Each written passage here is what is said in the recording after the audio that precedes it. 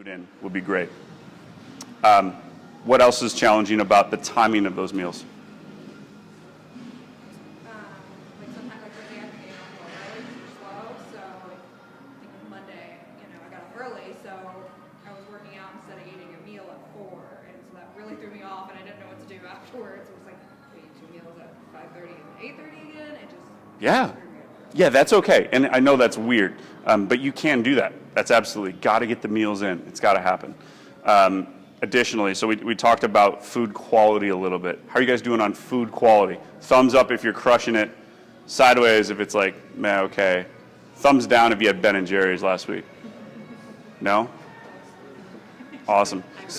So those guys with thumbs up, talk to me about your strategies. I'm assuming there's some food prep going on there. What is that like? Took some getting used to it first because you don't realize how much time you need to take in the kitchen, but if you make it in bulk and just separate them, eat off that for a couple of days. Yeah, making food in bulk can really help. And so my goal for people, and this is kind of a more advanced goal, but for food prep, I want you guys spending 10 minutes or less per day of food that you're preparing. So if you're preparing 4 days of food, that should take you 40 minutes or less.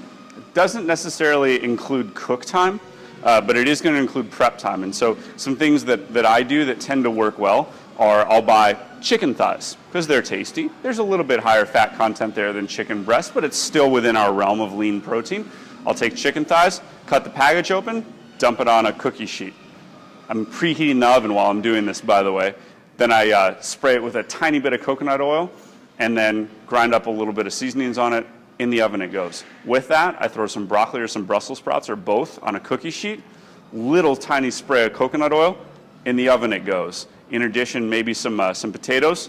Chop them up into reasonable sizes. Put them on a cookie sheet. In the oven it goes. Boom, done. I can get that done in 20 minutes and I can make 4 days worth of food there, and it's pretty easy. If you're spending 3, 4, 5 hours on food prep, it's not sustainable. That's miserable. You don't want to do that. So kind of outside those bounds, Grant, I like that. That's a good idea for people to kind of bulk prep ahead of time. Does anybody have a nuance that's working for them that they want to share with the group? When it comes to that meal prep, I get like those aluminum foil platters that you would like take to a potluck and fit a whole lot of food in there at once at like 3 or 4 in the oven. And bake tons of potatoes and vegetables at one time. It's super easy. I literally cooked all my food in one setting of the oven. It was done for the week. I love that. I actually haven't thought of that. But yeah, the big kind of like barbecue trays, that's fantastic. What a great idea. Wash them, reuse them. Yeah. So what do you put in those? I do potatoes, and this past week I did chicken, and then my vegetables are all just frozen bags that I just kind of microwave out when that's happening, and I make it all at 450. Sure. Yeah, sure. And so there are purists out there that would say if you're microwaving all your veggies, you're not getting all the nutrients out of it. Probably true. Microwaving everything probably is some downside there. Not as much as some fanatics would get after, but yeah, it could be better if you didn't microwave everything. So my challenge to you, Zach, sounds like you're already pretty skilled in the kitchen. Sounds like you're crushing food prep. Maybe let's do some prep of some veggies in there as well. Frozen's not bad. We talked about that being a great source, but microwaving every day could be tough. Guys, that's a great one. Anybody else have some good ideas on food prep? For me, it was really helpful to have the different containers, like what you were mentioning. And even one of my coworkers recommended like a container that has different portions for your food, veggies, and stuff, rather than having it in just one giant container. But being able to have enough to like go ahead and say, this is Monday, Tuesday, Wednesday, or Monday, Tuesday, portioning those out helped me just grab and go in the morning. Love it. Good stuff. All right, guys, so portion sizes. Typically, this one goes okay first week through, but we talked about palm of protein, fist of carbs. Depending on we're training or not that day, we either get 4 or 2. We get thumb of fat, and then we get plate of veggies. What are we using for protein sources? We'll just go right to left here. Protein sources? Yeah. Chicken, ground turkey. Ground turkey. Turkey burgers and chicken. Turkey and chicken. Turkey and chicken. Turkey and chicken and a little bit of fish. Turkey, chicken, a little bit of fish. Like it. Chicken breast and a little flank steak. Oh, flank steak. I love it. I'm on board with that. I love flank steak. Yeah. Turkey and chicken. Turkey and chicken. Turkey and chicken. What are you doing with that lean beef, Chris?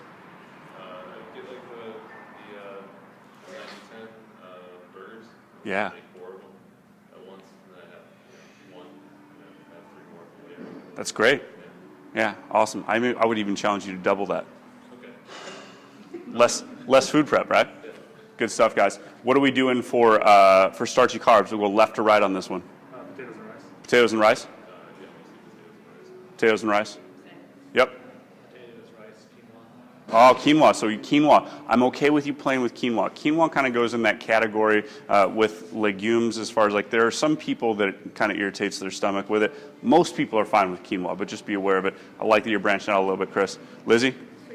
Sweet potatoes. Fantastic. Rice? Rice, sweet potatoes. Potatoes and rice. Fantastic, guys. And then finally, our fats, starting over here. Avocado and then almond butter. Love it. Olive oil. Good. Coconut oil. Good. Olive oil and avocado. Olive oil and butter. Cool. Chris. Olive oil and avocado. Good stuff. Olive oil and a little bit of nuts. Very cool. Olive oil and avocado. Fantastic, guys. Sounds like the food quality is staying extra high. And then for veggies, anybody having trouble getting an assortment in there? No? I realize veggies aren't very exciting, but they are a necessary part of the process, and they will make your results exciting. Cool, guys. So pain points so far on any of that. Talked a little bit about frequency being a pain point. Diversity? Yeah, and so here's one of those things is we're going to get real boring for a while like we talked about, and it's okay to hate your food for a little while. Like it's dieting. It's supposed to suck a little bit. But as we get better and better at it, and as your habits get more robust, as the frequency becomes not a problem, as meal prep becomes just a way of life, as all this stuff becomes more commonplace, we get some kind of familiarity where we can start to branch out a little bit. So some ways to make it easy in the beginning. Get a variety of seasonings. There's, you can go into Trader Joe's. They have a ton of pre-made seasonings there. Go to Whole Foods. They've got great stuff. You can even go to a spice house like Penzeys or something like that. They've got lots of kind of pre-blended spices that are delicious. Get lots of that stuff. And your food, it doesn't have to taste terrible. Like, spice it up well. But as far as like variety in the food, as you get more comfortable with the habits around when, how much, how to prep, all that stuff, then you can start to branch out a little bit. And like you hear somebody be like, oh, they cook some flank steak? Oh, that sounds good. I can get into some of that. And then you can start to branch out. But be okay. It's okay for it to suck for a little while. Like, that's fine. We'll be all right with it. You guys do CrossFit, and so you understand that a little bit of short-term discomfort usually nets us some good long-term benefit if we're willing to stick to it. Anything else we want to talk about here?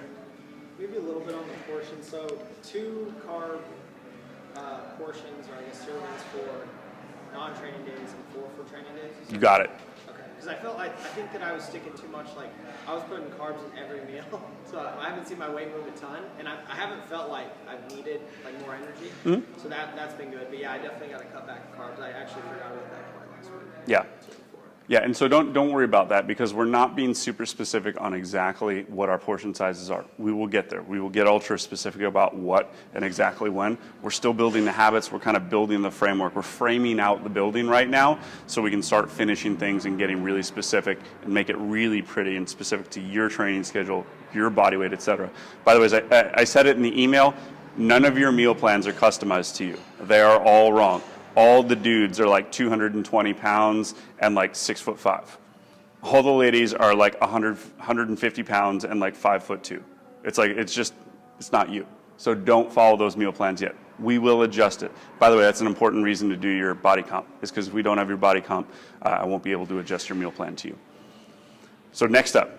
Yeah, Grant. I have to wake up at different times in the morning throughout the week. So am I always doing 4 hours workouts? So Monday I'm up at 7. Tuesday I'm up at 5:30. So is that just I eat lunch or my second meal earlier on Tuesday, or do I try to keep the next meals kind of the same throughout? So 2 ways you can approach that. One, the most comfortable way you can do it, it's going to take a little bit more thinking, is bump all your meals later in the day an hour closer if you wake up earlier. And so that'll kind of keep you less hungry, and we'll keep the windows to a manageable size. If you're like, I don't want to think that much, fine, just leave all your other meals where they're at and just move your breakfast a little bit. Neither way is going to kill you, but Should you bump them a little bit earlier if your wake up changes? Yeah. But that would be a good way to do it. Got some great questions. Anything else? So I've never used to like eat this much. Obviously, I'm sure as many of them agree. What would you recommend? So like, is it good to feel like you're not like hungry all the time? Like, is it kind of designed like that so you're always kind of feeling or feeling full rather, or kind of like content, I guess? Like, I don't know. I feel like I'm eating a ton, and I don't know if that's good or bad. Or Yeah, that's a common response. It's a common response for people that we coach to feel like they're eating all the time. And we do hear people that just, if you're not hungry, that's good. That means we're meeting your body's needs. That may change a little bit as we get more specific about how much that we're eating. But if you feel like you're like, man, it's time for another meal already, that's a common theme that we get a lot. So yeah, don't let that alarm you in any way. As long as you're on program, we'll get there.